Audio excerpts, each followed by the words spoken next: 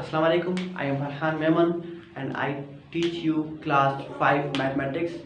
Our first lecture topic is factors and now our second lecture topic is multiples. A number is said to be a multiple of another number if it can divide it completely by that number. यहाँ पे मैं ये बता रहा है कि एक number के साथ दूसरा नंबर कम्प्लीटली डिवाइड हो तो इट मीन्स जो नंबर है वो कम्प्लीटली डिवाइड है और उसे हम क्या कहेंगे, मल्टीपल कहेंगे. Okay, next one. For example 2 can divide 4 completely, so 4 is a multiple of 2.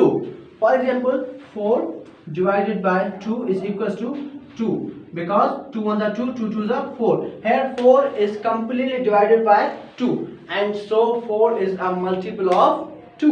Next one, in the same way 24 can divided by each one of 1, 2, 3, 4, 6, 8, 12 and 24 completely.